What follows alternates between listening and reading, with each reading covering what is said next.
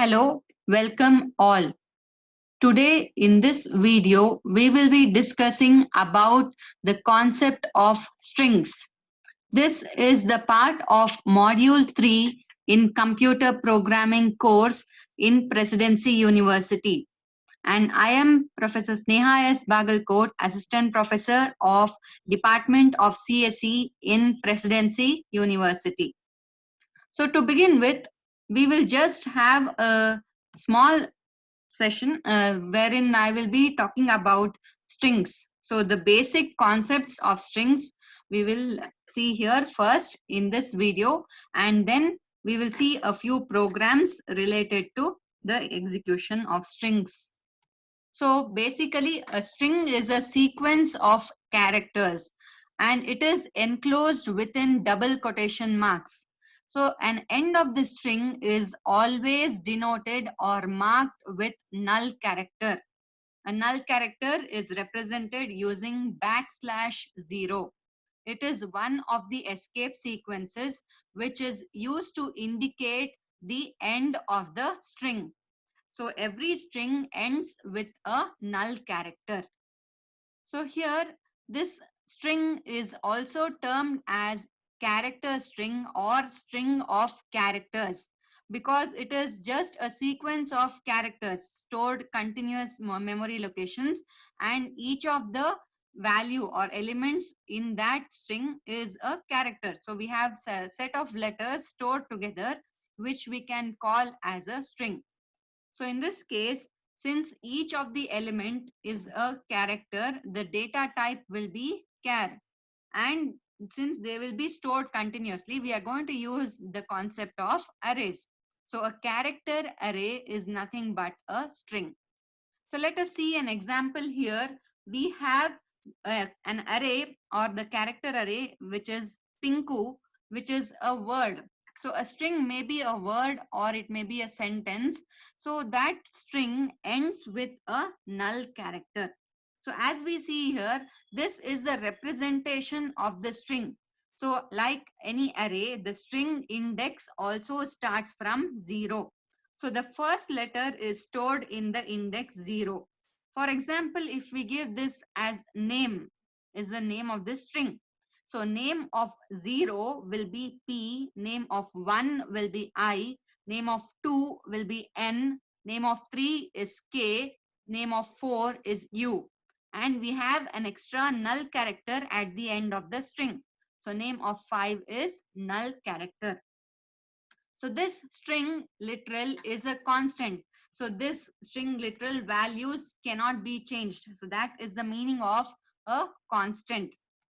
So in this case, if string is used in the program, continuous bytes of memory will be reserved, and at the end of the string, there is a null character by default.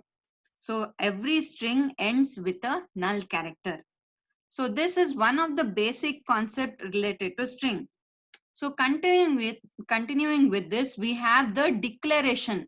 So whenever we are declaring the string variable, we need to take care of the syntax. So here a string is a array of characters.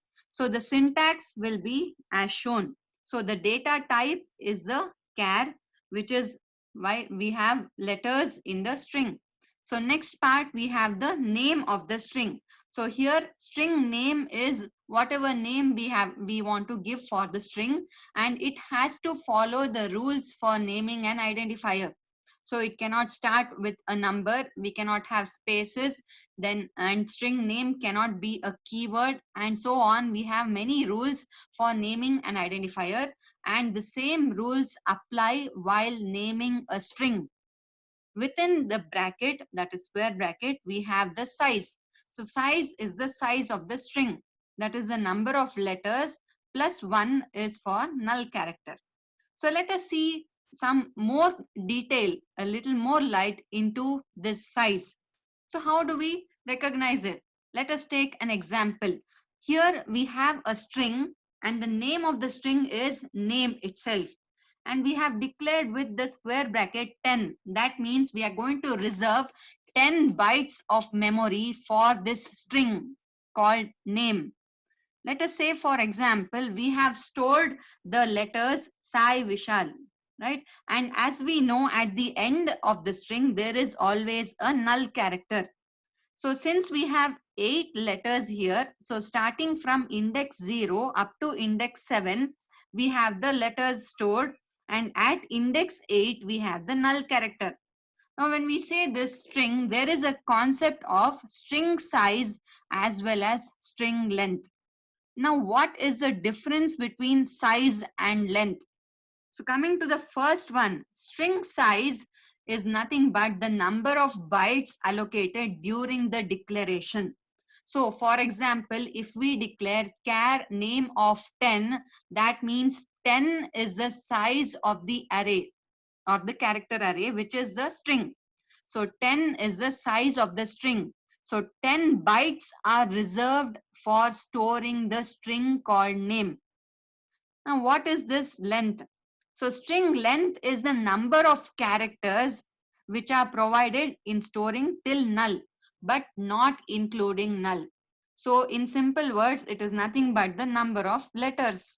So in this case, if we say this example, we have declared char name of 10. That means as soon as we declare this, 10 bytes are reserved for the string called name.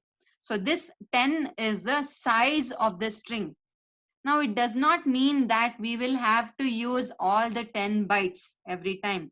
So in this example, we have just 8 letters. So that 8 letters or 8 characters is the length of the string, and plus 1 is null. So totally for this example, we have used only 9 bytes.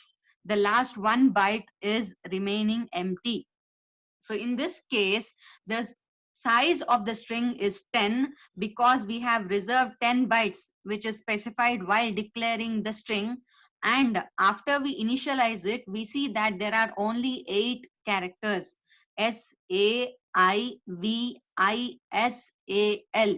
So we have totally 8 characters, and that is string length.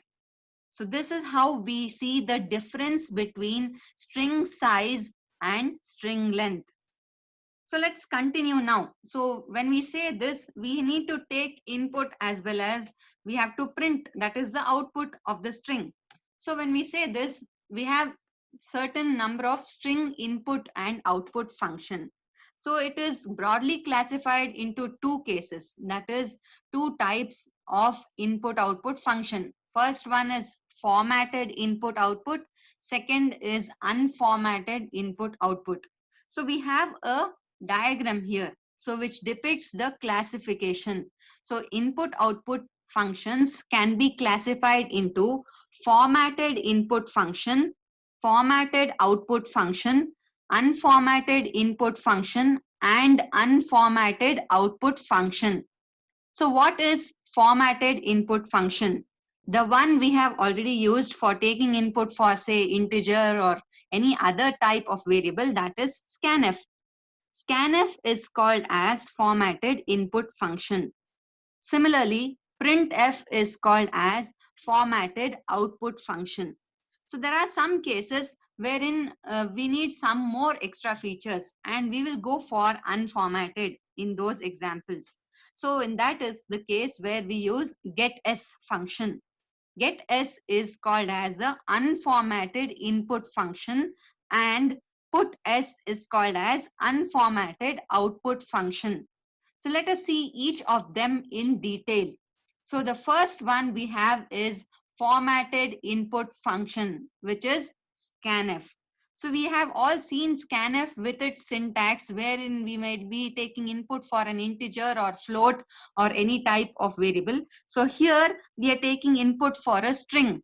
So using scanf, then scanf is called as formatted input function. So reading can be done using string with the format specifier of %s.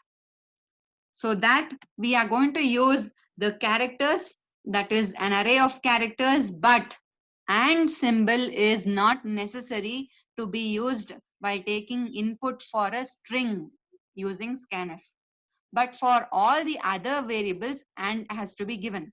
So let us see the syntax.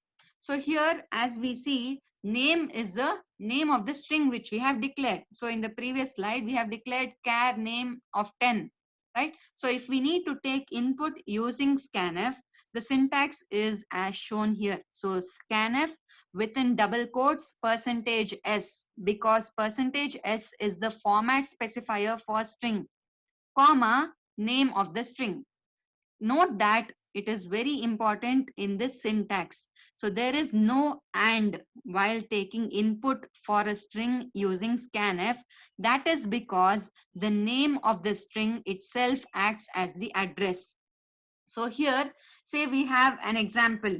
So char name of 10. We have declared a string called name with size 10, and we just ask the user to enter the name, and we take input for the string using %s, and the name and whatever string input is taken will be stored into name.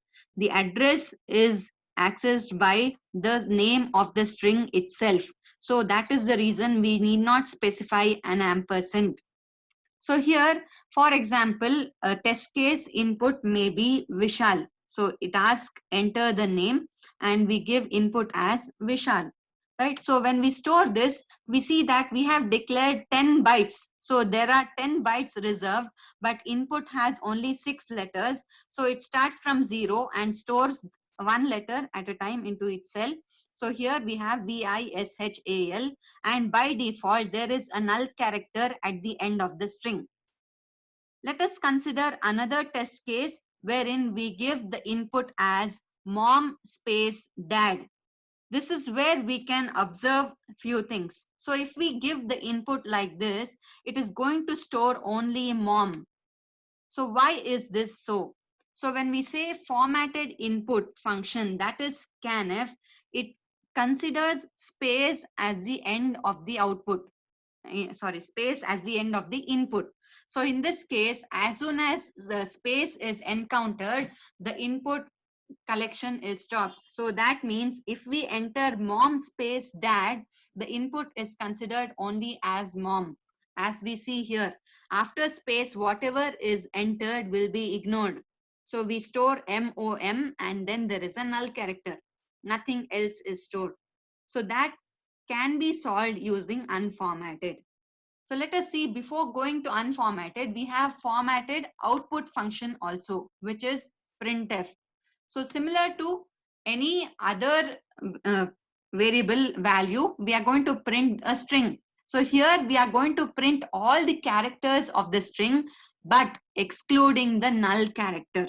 So we are going to print the string with the letters, all the values, but not the null characters. So if we see using a normal printf, we can give any message as such, say printf God bless you all, and this will give us the output as God bless you all. All the letters including spaces which is inside the double quotes will be printed. But if we are going to use the printf function with the format specifier, let us say we declare char name of 10 and initialize as mother. So this string has to be given within double quotes. Now we have to print this string. So just we give printf %s comma name. So %s is the format specifier for a string, and then we specify the string name, that is NAME name, whatever we have declared. So now if we give this, it just print the output as mother. So if we have the input with a space, so that has to be considered. So in such cases, we can use unformatted input function. So unformatted input function is getS. So in this case, the entire line of input can be read, including the white spaces. So this considers white space as well as any other special characters except for enter. As soon as we press enter key, the input collection will stop. So in this case, we have the syntax as shown. So here we can give result equal to getS of input string, or the usually used syntax is getS within bracket input string. So input string is the name of the string. So this acts as the address also. So we just have to specify only the name of the string. So what happens in this case, we have get s can return a value also that gets stored into result. Let us see an example. So we have declared char name of size 20, and if we are taking input using get s, so we just specify get s and within bracket we specify the name of the string. So in this case, if the function will accept all the characters, white spaces, tab key, but until enter key is pressed. So once we give enter, the string will get stored into the name. Next, we have unformatted output function, which is put s. This is used for displaying the string. That is, the characters in the string can be displayed until the null character. The null character will not be displayed. So the syntax is put s within brackets. We have the string name. So here string name is the name of the variable string, which is passed as parameter. So this will display all the character till null is encountered. So for example, if we declare char name of 20, within double quotes, we have initialized the string, say my space name space is space Pinku. Now, if we are printing this using put s, it will print the entire sentence. So while it is stored, we have a null character, but null character will not be printed. So it prints the entire sentence, including the white spaces. So output will be my name is Pinku, including the white spaces. So let us see here the problems with respect to the input and output of string. So problem 10 from lab sheet 3 is simple input and output of the string using formatted input output.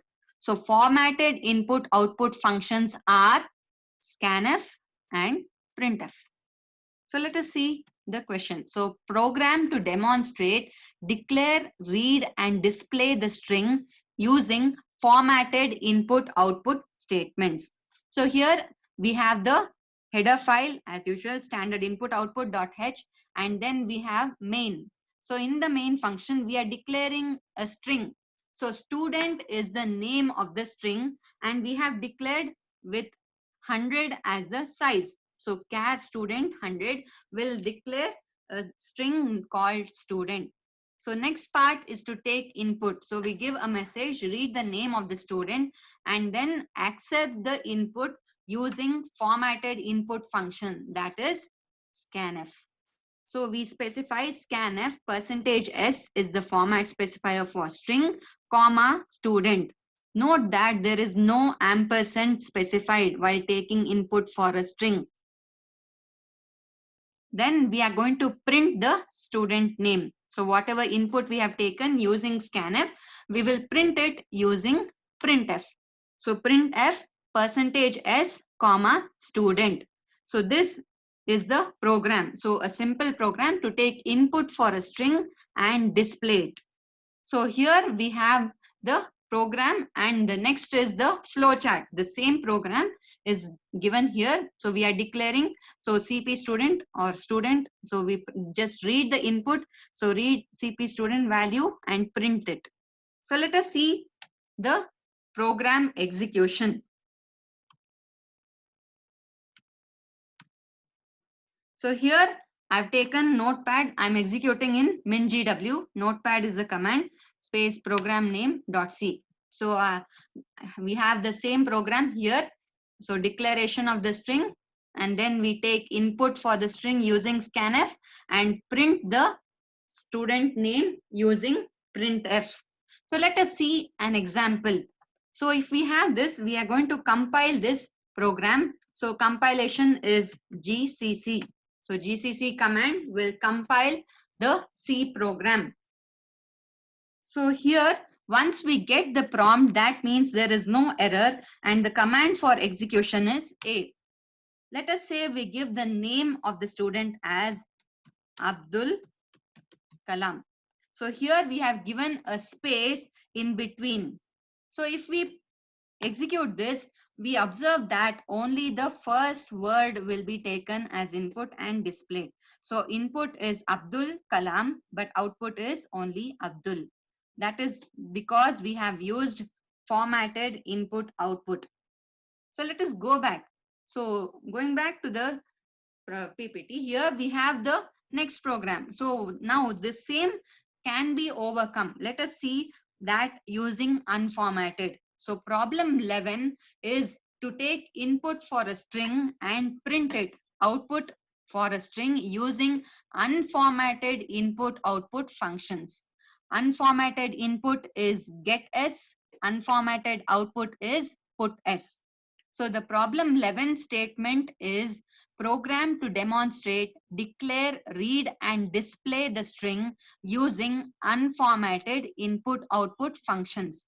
So here we have the string stdio.h header file, and then the main function we are declaring the same. So we are declaring a string student of size 100. Now we have to take input. Let us say here we are going to take input. So as per our requirement, we will take the input using unformatted input function, that is getS. So getS of student.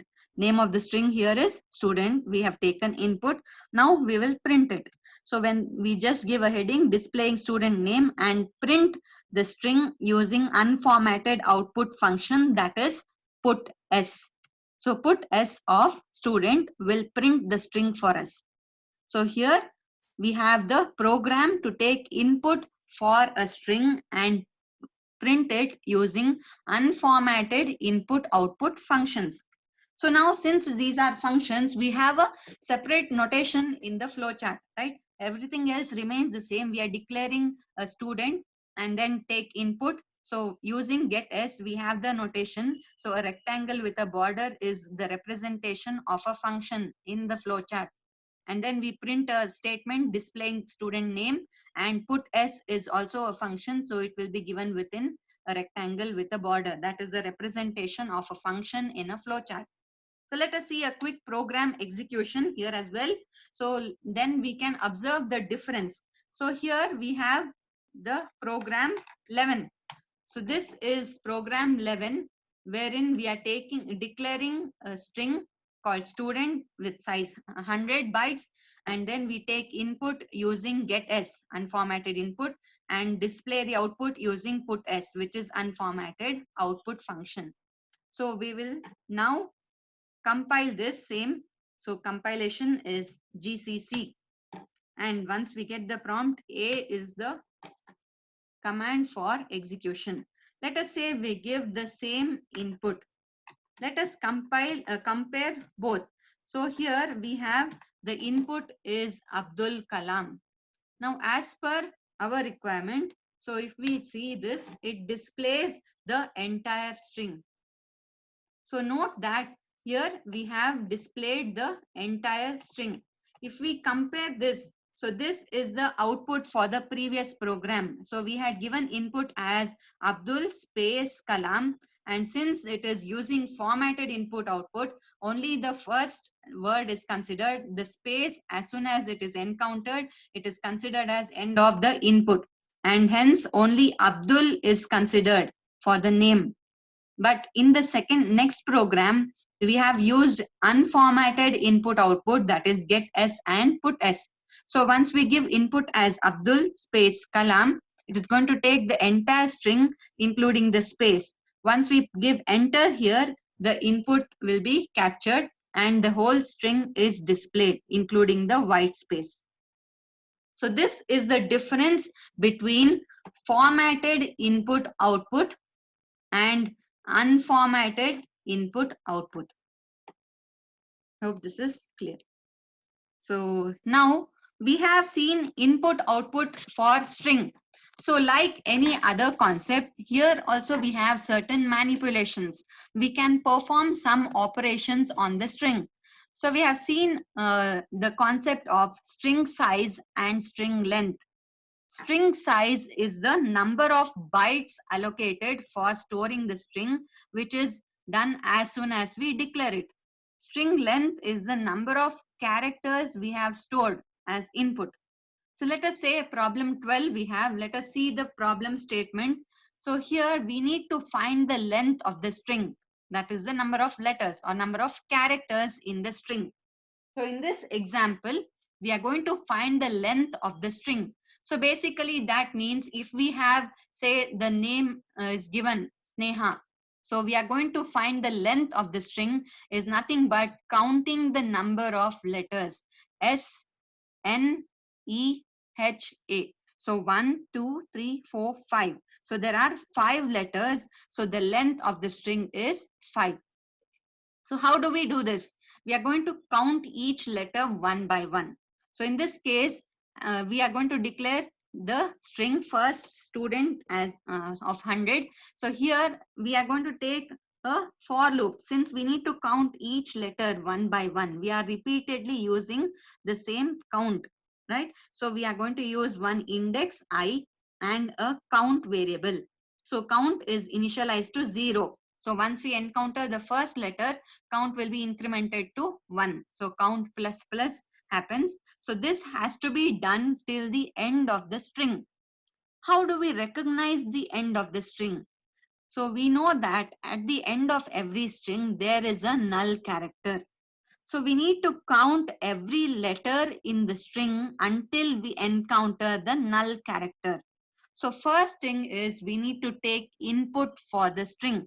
So let us take input. So we are asking the user to enter the student name and take input. Let us use unformatted. We may use formatted or unformatted. So here we have used unformatted input function, which is get s of student. Student is the name of the string.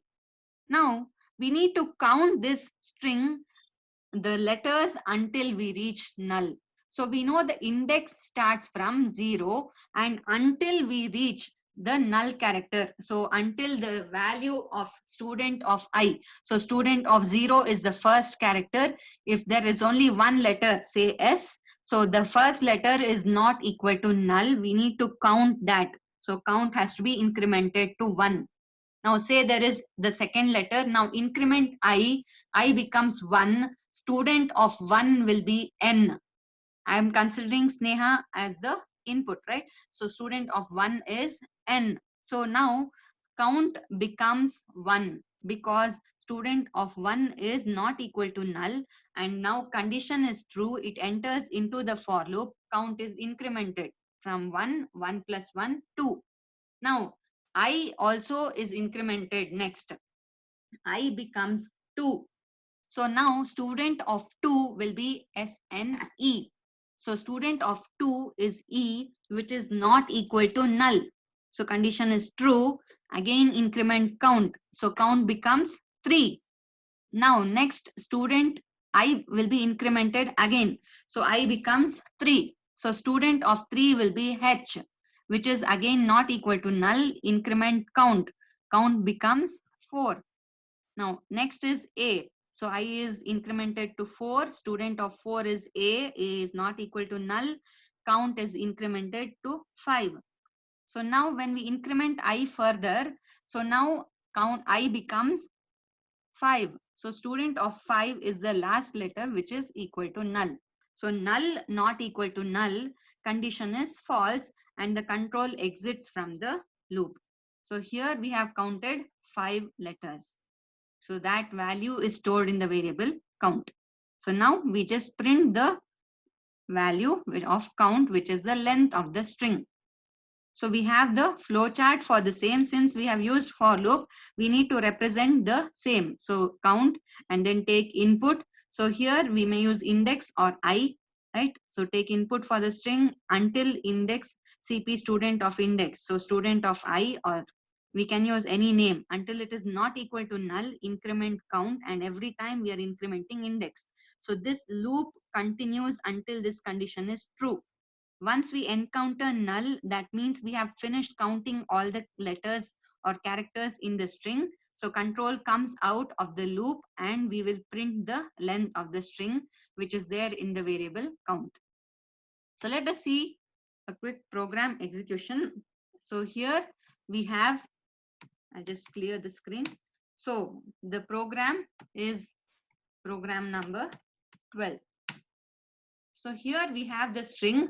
So let us say how to trace this, right? So initially we have declared student of 100 and count is 0. So here we will maintain a variable count. Okay, so I'll just comment this. So here count variable is initially equal to 0, right? So here we have 0. Now we are taking input. Here we take input for the string. So that means we have the variable which is taken as input. Say we give the input as SNEHA, right? So here this is our input. So when we say this, how do we store this? So this S is nothing but student of 0, N is student of 1, E is student of 2, H is student of 3, A is student of 4. Now when we say this, next student of 5 will be nothing but null character, right? So this is the last one. So null character will be stored in student of 5. All these are indexes, right? So student is the name of the string. Student of 0 holds S. Our input is Sneha. So we need to count the number of characters in this string. So student of 0 holds S. Student of 1 is N. Student of 2 is E. Student of 3 is H. Student of 4 is A. How does this count? So first thing, I is 0. We have taken an index. So student of 0, what is student of 0? It is S. S not equal to null. Yes, it is not equal. Condition is true. Control enters into the for loop and we increment count. So count plus plus. So what happens to count? Count was 0. It becomes 1.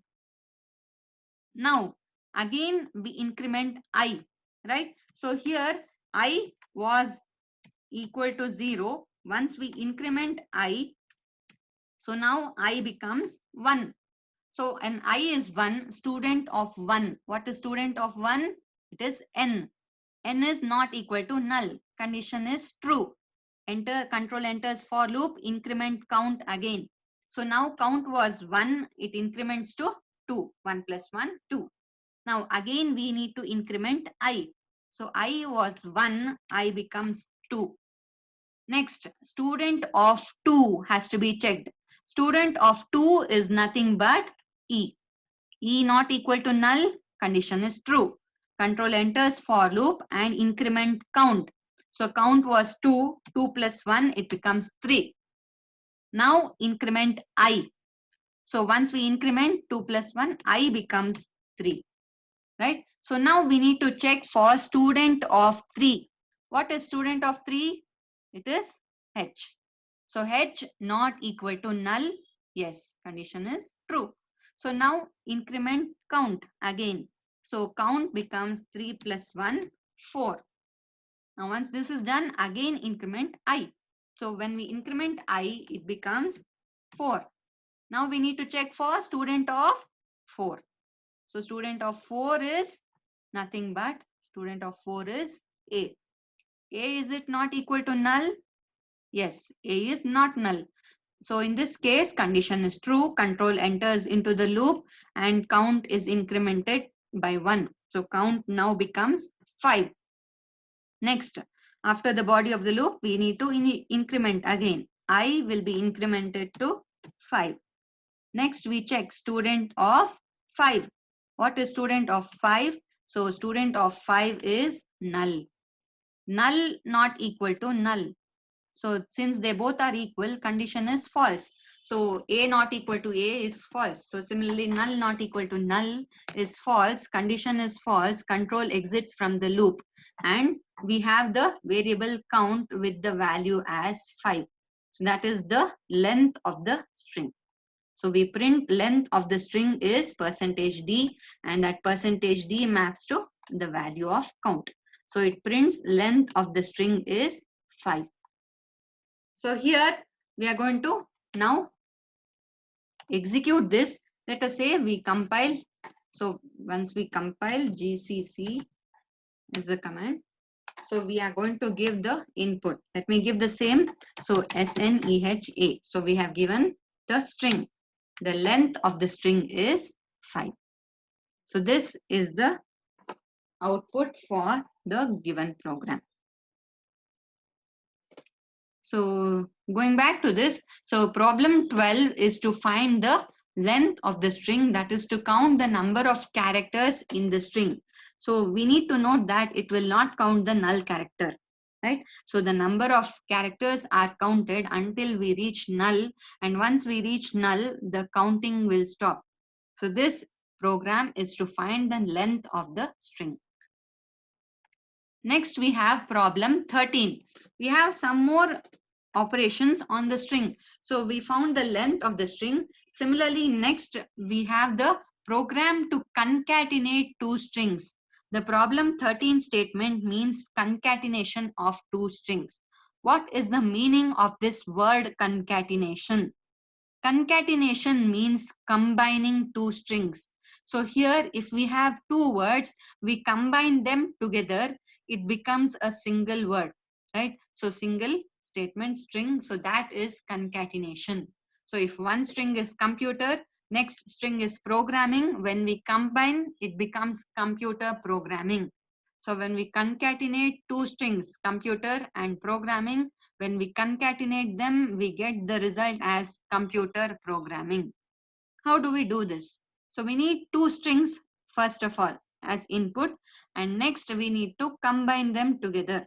So now when we see this, we have the program declare the header file stdio.h and main. Here we need two strings. So one, let us say we take as first name, the next string will take as last name. So as we know, the full name will be a combination of first name and last name, right? So full name will be first name followed by last name. So we have declared a random size here, anything can be given. So 100, 100 and 200. Since we combine them, so full name has to be a little larger than the first and last name. So these are the names given for the string. Now we need to take input for the two strings which has to be concatenated. So we need to concatenate first name and last name and store it into full name. So first name is Sneha, second last name is Bagalkot. Concatenate, full name will be Sneha Bagalkot. So that will be stored to full name. So that is basically the problem statement. How do we implement this? So for concatenating two strings, the first step is to take input for both the string. So we are taking input. So we'll be using some loops. So we are going to use some index ij also. So take input for the first name using get s we have taken. And next similarly take input for the last name. Get s last name is to take input for the last name. So now first name has to be stored into full name. So now we need to store them letter by letter. So when we see this, each string index starts from 0. Let us say we take an index of I, okay, and then j, and both the index starts from 0. So here j also starts from 0, I will start from 0. So if we observe here, until we reach the null character in first name, we need to copy letter by letter into full name.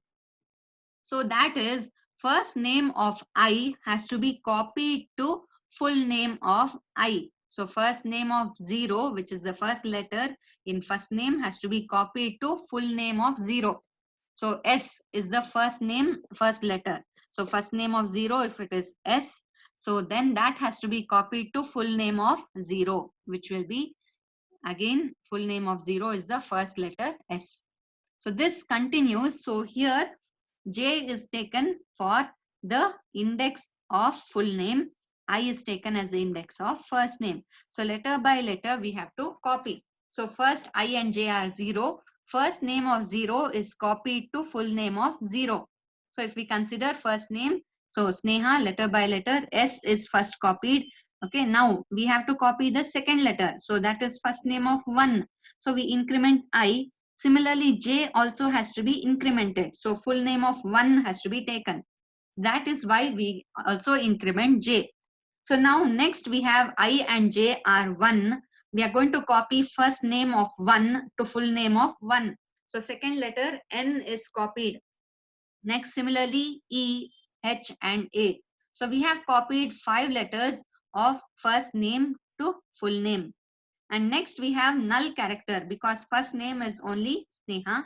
At the end we have a null character, and that will not be copied. Now, after this, we have to continue. After copying till first name of 4, since we have 5 letters, first name of 4 will be A. So 5 letters have been copied. We need to continue from there, that is index 5. We need to continue with the last name. So the next part shows us, so last name also we need to continue from 0 onwards. So we start I as the index for last name, but J will be the index for full name. So J was stopped at 4. So J was incremented every time we copied the letters S, N, E, H, A. So with the index, the J value kept on changing from 0, 1, 2, 3 up to 4. So then we incremented J to 5. So now J value is 5, I is 0.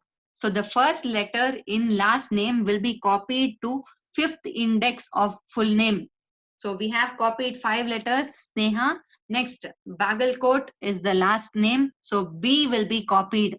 Last name of 0 will be copied to full name of 5. So that is the first letter of last name. Similarly, each letter has to be copied. So we increment J also. So until we reach null, all the letters, all the characters in last name will be copied one by one to full name. So once we reach null character, we have the entire full name and we have to print it. So we are printing the first name and then a new line character, and then we print the last name, and again we have a new line. Next we print the full name and then a new line. Let us see the tracing with the execution. So we have the program here. So program number 13.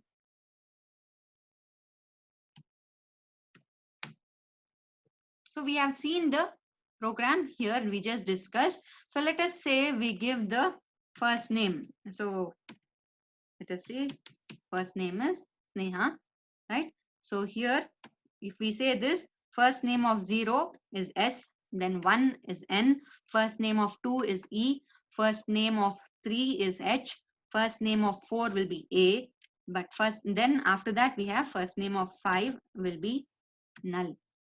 So this is how it is going to be stored. So now once we consider this, then we take the input for last name. So say we enter the last name as Bagalkot. So that is my last name. So here we have last name of 0 is B, 1 is A, last name of 2 is G, last name of 3 is A, last name of 4 is L, last name of 5 is K, last name of 6 is 0, last name of 7 is T. Next we have a null character. So this is how we are going to store the values for first name and last name. Now let us trace this. So I value is starting from 0 and J is also 0. So initially we have the value. So I is equal to 0. Okay. So we have taken a small letter. And then what is J? So we have the value of J is also 0 here. Next, we are going to store letter by letter. So let us say we consider the full name. So full name also starts from 0. So in this case, what happens in this first step? First name of I is 0. So first name of 0 is S. It has to be copied to full name of J. J is also 0. So full name of 0 will be copied. So that is S. So first name of 0 is S. That is copied to full name of 0. So we have copied the first letter from first name. So the first name, first letter is copied to full name, first letter, full name of 0. Now we have incremented J. So J becomes 1. Next, we need to increment I. right? So when I is incremented, so initially we had checked first name of 0, S is not null. Similarly, now again we need to check I becomes 1, first name of 1. What is first name of 1? So first name of 1 is N. So N not equal to null, condition is true. So now first name of 1 has to be copied to full name of 1. J is also 1. So full name of 1. So first name of 1, N is copied to full name of 1.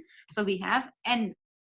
Next, J is incremented. So J becomes 2. And then we increment I as well. Now I is incremented to 2. So what happens? I is 2 and J is 2. First name of 2 has to be copied to full name of 2. First name of 2 is E. It has to be copied to full name of 2. So full name of 2 also becomes E. Next, we increment the value of J. So 2 plus 1, J becomes 3. Now, I also is incremented next. So I becomes 3. We need to check for first name of I. I is 3. First name of 3 has to be checked. First name of 3 is H. H not equal to null. Condition is true. If we enter, control enters to the loop. First name of 3 is nothing but H. H has to be copied to full name of 3. J is also 3, right? So full name of 3 will now have H. Next, increment J. So J becomes 3 plus 1, 4. Similarly, next we increment I. I also becomes 3 plus 1, 4.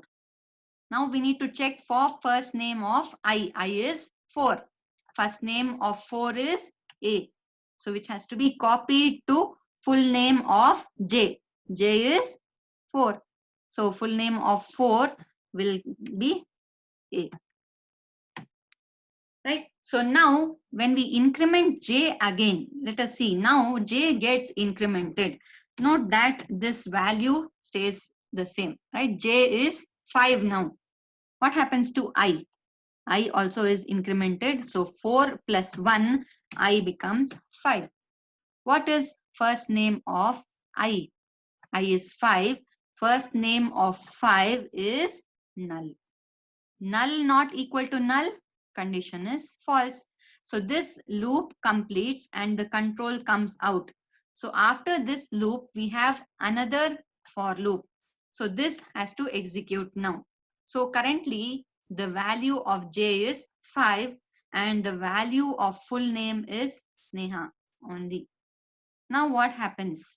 So let us say we have this, right? We have copied the entire first name excluding the null character to full name.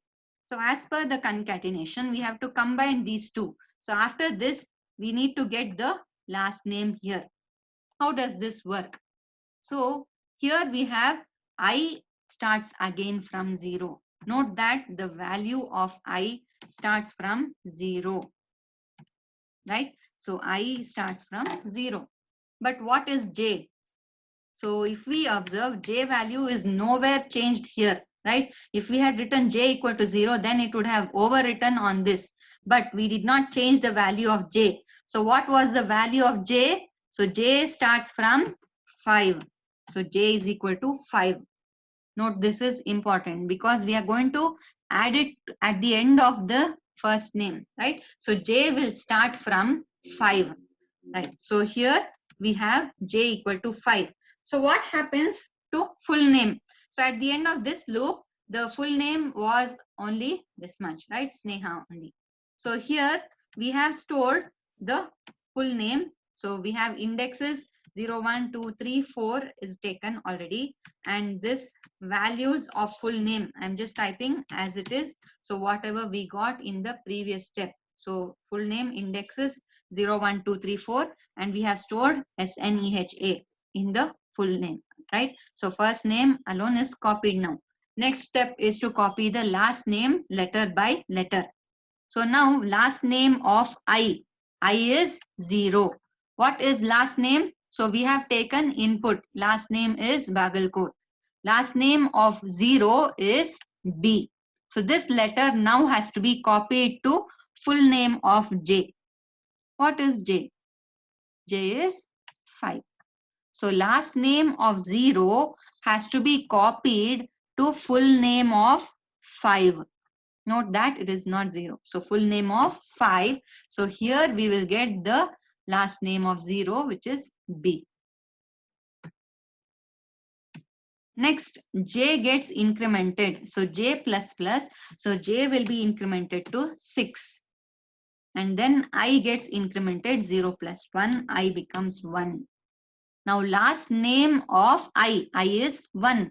Last name of 1 is A. So this A has to be copied to full name of J. J is 6. So we have the next index, full name of 6. And what do we store? Last name of 1. So last name of 1 is A. So we copy that letter here.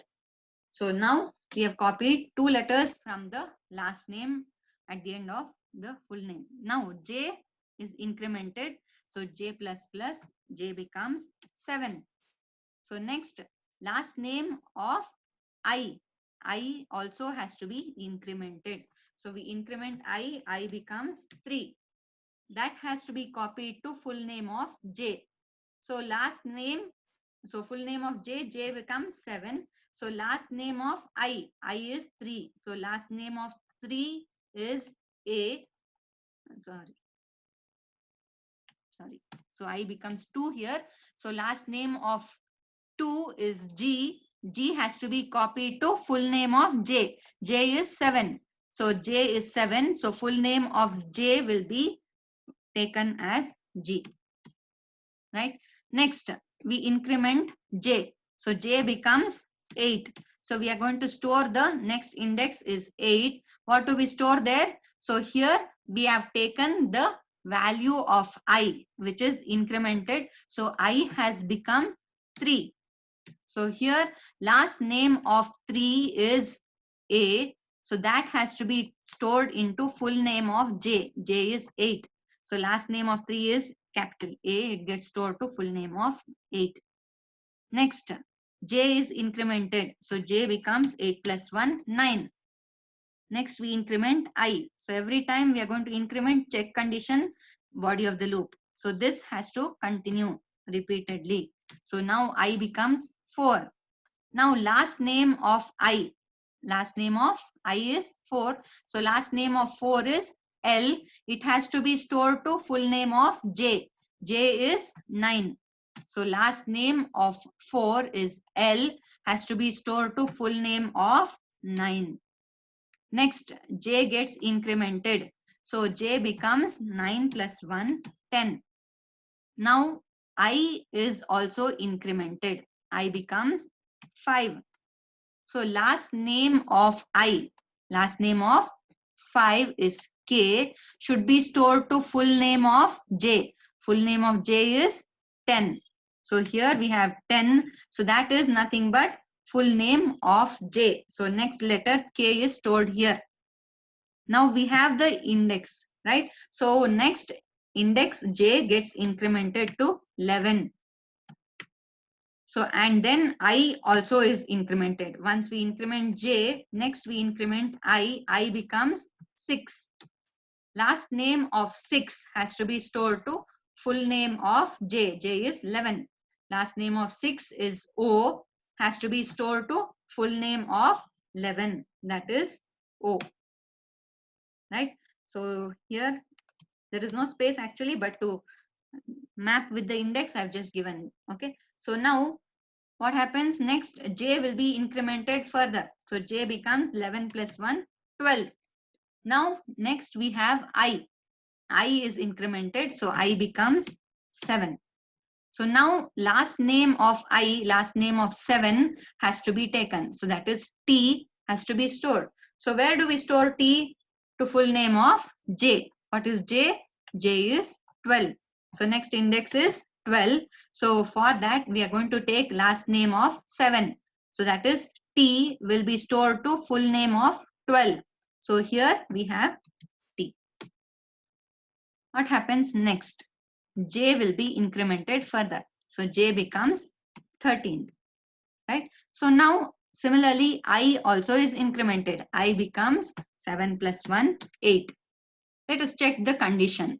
Last name of I is 8. What is last name of 8? It is null. So null not equal to null. So when we check this, condition is false. Control comes out of the for loop. So next statement we have print statement. So put first name. So put as first name, it will print the first name, whatever input we have given. Then next we have a new line. So printf/n, escape sequence for a new line. So after a new line, we print the last name. So last name is printed. So this is optional. So just for our reference, we are printing the input again. So we can directly print the full name also. So we are printing this. Next, we are printing the full name. After a new line, print the full name. So actually to map with the index, I've given a space, or else the input is stored like this itself. So we have the entire name. Right? So this is called as concatenation. First name combined with the last name, we have the entire full name. So this is the concatenation of two strings. Let us see how to execute this. So compilation command is gcc